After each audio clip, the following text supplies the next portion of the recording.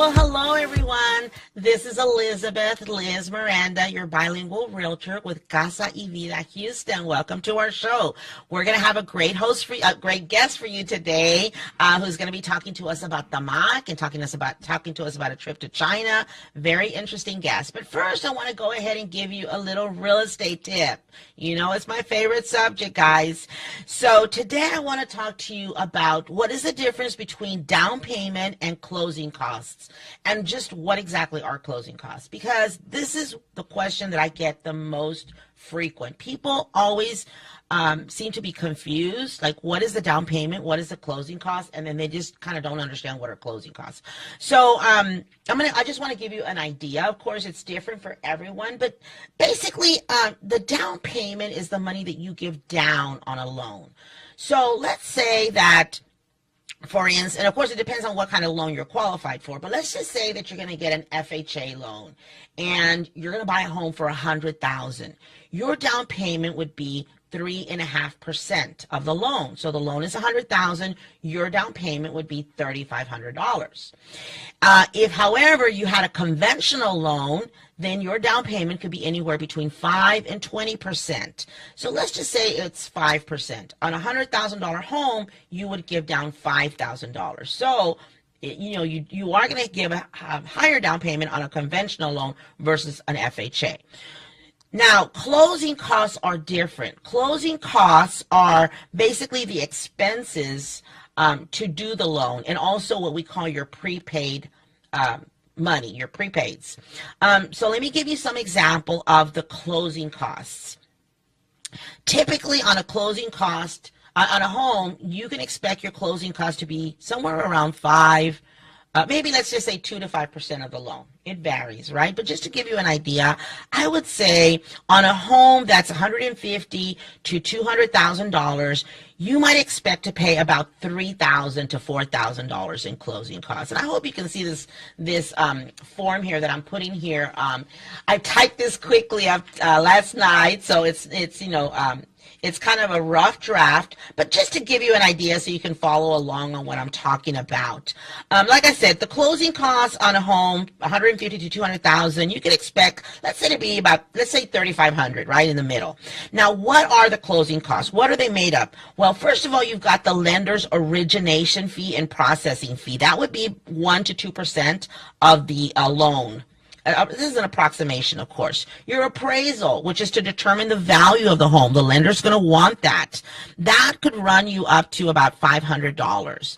Then you've got your escrow deposits. So in other words, the lender is going to have an escrow account set up for you. That escrow account is what they're going to use to pay your taxes and your insurance every year. So they usually are going to want you to pay in about 2 or 3 months in advance of taxes and of insurance. Additionally, you also have to pay 1 year of insurance. So you've got to buy insurance for that home. It's going to be a whole year that you've got to pay in advance. After that, of course, it's going to be paid from the escrow account. And then another thing is, if you have an FHA loan, there is what's called an upfront mortgage insurance premium. You've got to pay that also. That is actually paid. FHA requires that you pay that. So this is not all money that's paid to the lender. First of all, I want you to know that. You pay these at the title company. And then you also are going to pay your homeowners association transfer fee. So let's say that you buy in a community where there's a homeowners association. That homeowners association is going to charge, I don't know, they could charge anywhere from $100 to $250 to transfer the paperwork from the previous homeowner to your name. You're also going to have a lender's policy, which you're going to get from the title company, and this one is basically a policy that protects the lender. All right. Another expense, a big one, is your private mortgage insurance.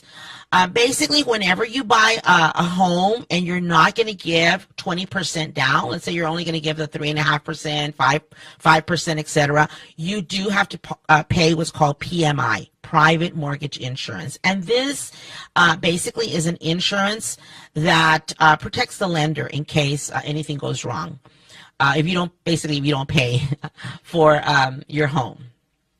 You also are going to have a survey fee. The survey, you have to pay for a survey. Basically, the survey is when they come out and they determine your property lines. You're like, what is your property? Where does it begin? Where does it end? Then, of course, you've got title fees. The title fee is going to have a search fee where they search the title to make sure it's free and clear. They have recording fees. They also have their attorney fees for reviewing the documents. And then, of course, a closing fee. So they have several little fees. Now, if you have a VA loan, you're also going to have a VA funding fee. So yes, while you can get a VA loan and have zero down, you still have a funding fee, a VA funding fee.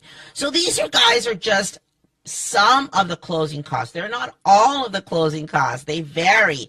But I just want you to have an idea of what the closing costs. So basically, again, if you have an FHA loan and you bought a house for $100,000, you'd have to give $3,500 down on that home.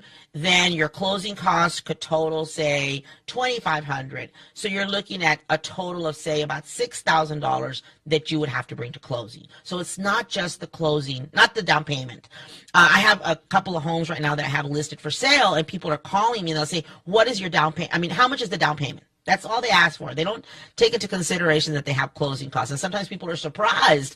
I've even heard, not my clients, because I explain it to them, but I've heard of people that go to the right before closing and they don't realize that they have to pay closing fees and they don't have the money. So make sure, guys, that you understand it fully. When the lender is actually the one that's going to explain to you all the fees. They're going to give you a statement at the beginning when you first start your loan. At the end, you're going to see it at the closing table. But make sure that you get an idea of what they are before the closing so that you're not surprised. Okay?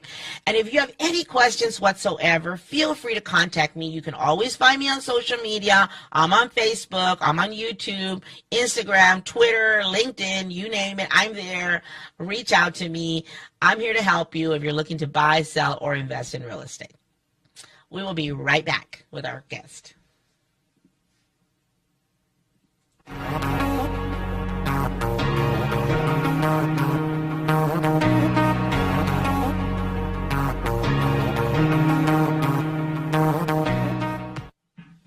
All right, we are here with our guest. I want to welcome Laura Ramirez. Welcome, Laura. Thank you, Liz. Thank you for having me on your show. You're very welcome. Well, Laura is, let's see here what she is. Let me read this. She is the vice chair of the Women's Initiative for TAMACC. She is also the NHPO national to TAMACC. So first of all, Laura, I'd love for you to tell us, what is TAMACC? Perfect. So TAMACC is a Texas Association of Mexican American Chamber of Commerce.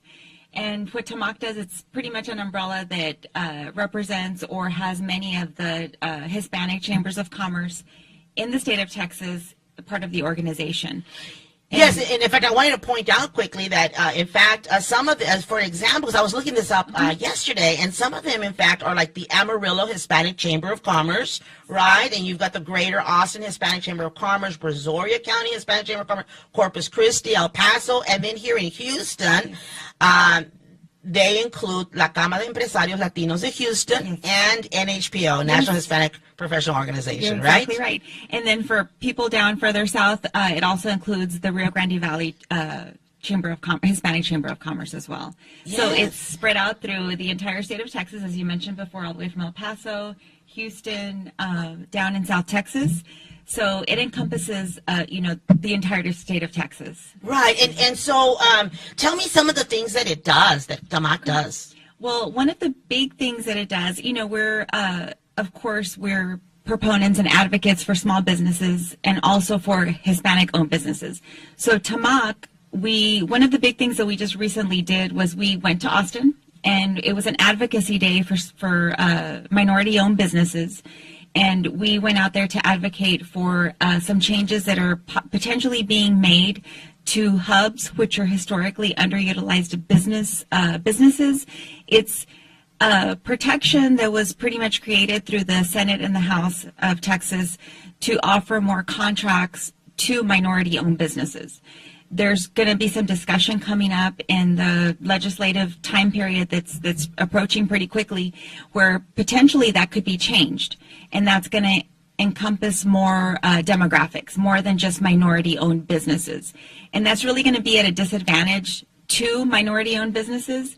So we went out there to advocate to keep hubs as they were originally created, and that was to offer more opportunities to minority-owned businesses, such as, females and African American and Hispanic and other minority businesses. So that was our main reason for going to Austin and advocate on behalf of the over 700,000 Hispanic-owned businesses here in the state of Texas. Well, that's awesome. I saw some pictures that you were out there. I bet that was that your first time going to Austin to do that type of work? No, actually, I've also advocated for public education, which is my background.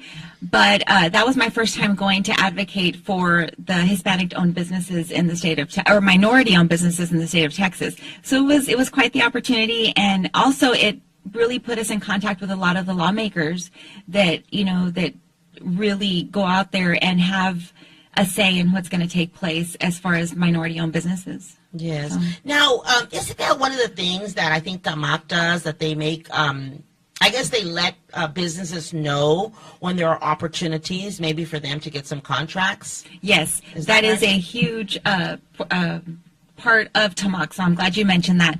Aside from, TAMACC has a lot of connections and a lot of background on the historically owned businesses or historically underutilized business workings. So if you're interested, if you fall under that umbrella where you can apply for a hub, please contact TAMACC, because they're a great resource for anybody who's interested in applying for that kind of designation for your business.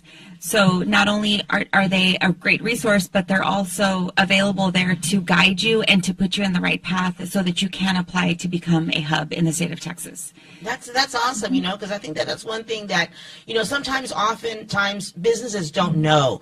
Businesses don't know how to get opportunities to work with the state. Exactly. Right? Yes. And I certainly know also the city. They don't know about working with the city. They don't know about working with the state. And I've always heard that oftentimes the city and the state, they want to give opportunities to minorities, but they don't have minorities that are, submitting bids, for contracts. Exactly. You're exactly right. And that's just, one of the great things about TAMACC is, as I mentioned before, they're a resource.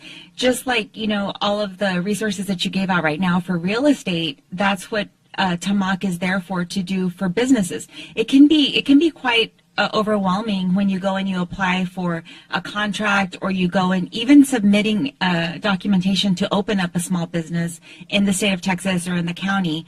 That can be very overwhelming for a person. And I know that personally, because I'm in the process of launching my own business. Oh, yeah. My own small minority-owned business. Uh-huh. So it was very overwhelming, but with the support of TAMACC and the resources that they have, it was just it made it easier, just like it is, for you with selling homes and giving information. So that's been a great resource for me personally as well. Oh, wow. Great. Well, we want to hear a lot more about TAMACC, and we're going to go ahead and take a little break and hear about our sponsors, because, we always definitely want to know about our sponsors.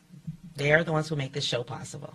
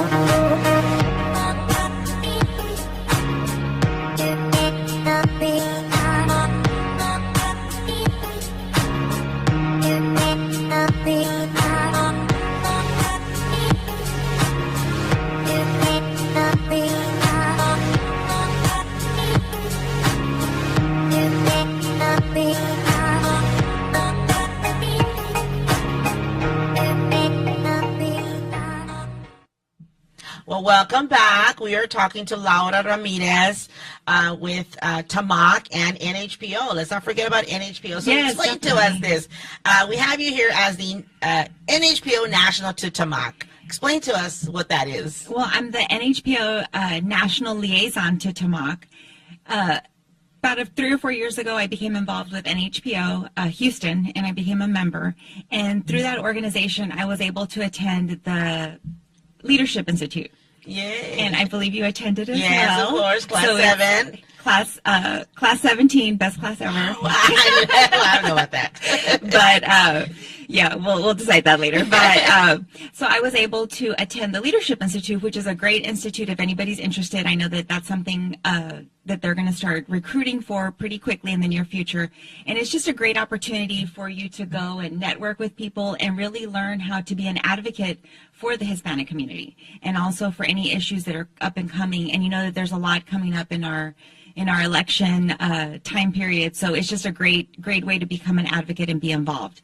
So I was part of the Leadership Institute, and I was taking a class for Robert's Rules of Orders, and I met our instructor, J.R. Gonzalez, and he was talking about the China trip, which really interested me. And so I spoke to him a little bit more, and he mentioned TAMACC, and he mentioned, all of the resources and opportunities that TAMACC offers. So I got some more information on that, and I really was looking, I was looking forward to somehow meshing both NHPO and TAMACC together. And I spoke more with Sonia Rivera, near and dear friend to both of us. Of course. Houston City Council, she's running for that at large, so just wanted to plug that in there. But Sonia at the time was a national president, so we kind of spoke a little bit about TAMACC. Sonia is very involved in TAMACC. Actually, she was a former board member for the executive board as well. That's true. That's correct. So she was involved with TAMACC some years ago, and she mentioned to me that she wanted NHPO to get back to that place where we used to have a lot of involvement with TAMACC. And so we spoke about it a little bit, and she, told me that it would be a great opportunity for me. So, and with that connection with the Leadership Institute, meeting JR, and also the NHPO connection with Sonia, I sought that out, and an opportunity came about to where I was able to serve on the NHPO National Board and also represent TAMACC at the same time. So my role for NHPO is going to be to share the information that TAMACC is putting out, as we mentioned before, with the hubs, with the international trips that are going to be coming up, and any type of House bills that could potentially affect Hispanic or minority-owned businesses. So my responsibility is going to be to go back to NHPO, to the different chapters, because as you know, we have different chapters, not just Houston, but we also have down in the Rio Grande Valley and also Northwest, in the Northwest area here in Houston. So my job is to go back, share that information, let our NHPO members know what's taking place at the state level with TAMACC and how they can be part of any advocacy initiatives that are taking place, because we do want them to be involved. What a great idea. I think that's awesome, because of course I'm definitely always been very involved with NHPO, and for anyone that doesn't know NHPO, can't imagine that anyone doesn't, but it's the National Hispanic Professional Organization, NHPO, and they have of course a Houston chapter, and they have a Richmond, is it Fort Bend? Richmond or Fort Bend? Fort Bend? Is it called Fort Bend? That one's taking a little break right now. Oh, it's taking a little break. Hopefully it'll make a comeback. But yes, Fort Bend. Okay, so I know you were in charge. You were in charge of the. You were president of the Fort Bend chapter. Okay, well now she's doing more important things. No, we have a great person that took over, so hopefully that'll get revived again. Okay, but it doesn't matter. There's the Houston one, which of course covers everything. It's always covered. It's the greater Houston area, so it doesn't matter where you're at. You can come to NHPO. But I think that NHPO, of course, has networking, but it's got quite a few members, and most of the members are entrepreneurs, business people, career-minded people, so they definitely need this information. And honestly, I've looked into TAMACC years ago, and I remember looking them up, and I was just like fascinated, because I don't see them that they're very visible in Houston, right. And I always thought, I need to get involved with TAMACC, and then I forgot about them, right. And I think maybe once or twice I've looked them up, and I'm like, I need to get more involved, and I don't, because you forget about them, because I haven't seen them that visible. I know they're obviously visible or very active with La Cámara. So I'm glad to see that they're going to get involved with NHPO, because we definitely need to have that information. So again, as we were talking earlier, when I talk about the show, one of the reasons that I do this show is because it's to give information to people out there. I think there's just so much information that people need to know, and sometimes we don't know about it. Exactly. So this is perfect. So definitely look into NHPO, guys. Look up to TAMACC. Which, by the way, in case you don't know, and I don't know, we've mentioned this already, but TAMACC is the Texas Association of Mexican American Chambers of Commerce. In case you don't know, that's what the initials stand for. But you can look them up and get more information. But they do quite a bit. They do. And they have some events coming up also, right? Tell us a little bit about some of those things. We do have some events coming up. I just wanted to go back a little bit to the NHPO partnership. Okay. Just to give you a little bit of background, or to give our audience a little bit of background, NHPO has actually been involved with TAMACC for over 12 years, as you mentioned. I know you've been part of NHPO Houston for several years as well, probably around that time. But yes, NHPO has had a longstanding partnership with TAMACC. So just to mention a little bit, as I mentioned before, Sonia Rivera are the past NHPO national chair. She served on the TAMACC executive board, and then also Ben Mendez, the founder of NHPO, also served on the TAMACC executive board some years ago. So the partnership has been there, and as you mentioned before, you heard about it, but it hasn't been very prominent in Houston. So that's one of the other things that we're trying to do, is put TAMACC out there, because as you've mentioned, it's a huge resource for minority-owned businesses, and just to also know what's going on in the legislative arena, so that we can be active participants in that. So NHPO, as I mentioned, has been part of that. TAMACC, just to give you a little bit of background on that, TAMACC is a longstanding organization. It's been in existence for 43 years. Oh, wow. Yeah, I know. Yeah, I mean, like I said, I've heard of TAMACC. Even before I was involved in NHPO, I've heard of TAMACC.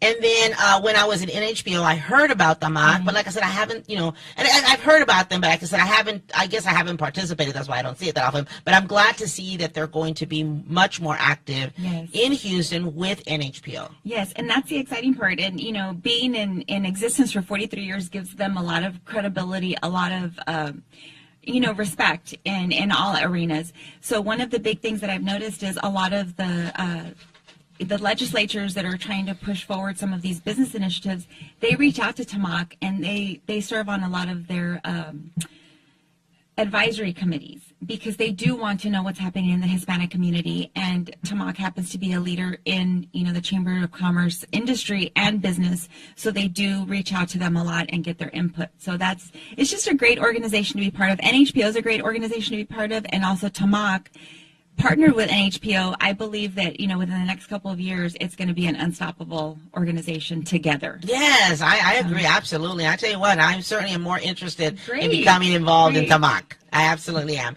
And so, in fact, they have a business convention coming up. We do have a business convention coming up, and I will definitely, hopefully, maybe I'll be back to share some of those dates when we get them, but I believe it's going to be in early August. We do have a business convention, and that is going to take place in San Marcos. Yes. It's going to stay there for the next few years, but San Marcos is a great place to go for a convention, because you're so close to San Antonio, so close to Austin, and the outlets are right there, right down the street. I know. That's what I'm saying. I love San Marcos. When I saw that, I saw that it's going to be in San Marcos at the beginning of August. So I'm looking forward to that. I might just go to that. I'm going to do my best to go on to that. Yes. And then tell us about the trips. Okay, perfect. So TAMACC not only is an advocate for small businesses, but TAMACC is very cognizant of the fact that small business owners need to get out there and market their business, and also try to find different products for their business, if they're in that kind of business, in different parts of the world. So one of the current trips that's coming up in October, and I'll have more information and dates on that, is an international trip to Mexico.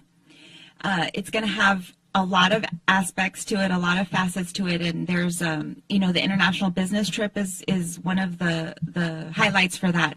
But we'll be traveling to 2 different cities, Mexico City, and then also another city, and I don't want to name the wrong city, but there's going to be a fair taking place there around that time. So it's also, not only is it something fun for us to do, but it's also to make connections in the international business world. Wow, so that's awesome. The one that's coming up pretty quickly. So I'll be sharing more information with that, yes, also please. With our NHPO members, but also, if I could, come back and share that information, that'd Absolutely. be great. Another big opportunity that's coming up pretty quickly in the spring is going to be TAMACC is sponsoring a trip to China. To Cuba. That was a little bit quicker. Yes, Cuba is taking place pretty quickly.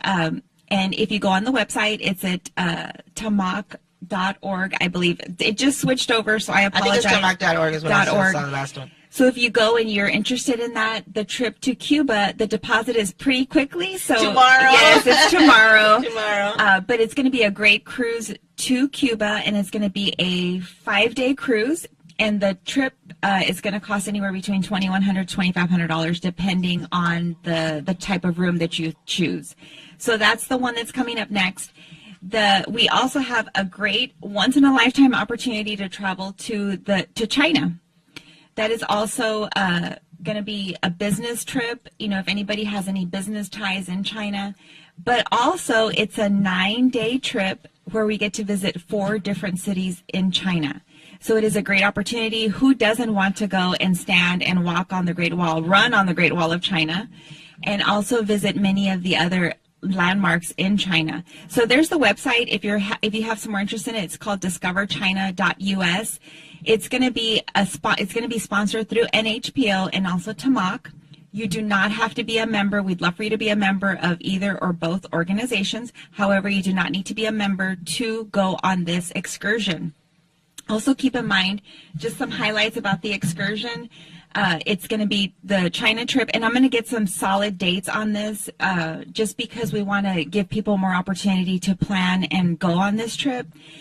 I'm hoping we can possibly have it in summer of next year, so that gives people a lot of time to, one, get your passports ready if you don't already have one, and hopefully you do. I know, Liz, you have yours ready to go. Ready. So we're hoping to give people enough opportunity and time to plan this out, and what a better time to go than hopefully closer to summer so we can get more people out there going to the trip. Some highlights of the trip's going to cost $23.99, and that's all inclusive. And I know everybody's like, wow, that is a great deal, and it is a great deal. Let me tell you why, because that includes transportation, that includes your airfare. So a round trip international airfare to China and back to Houston, to Bush, and actually it leaves from here.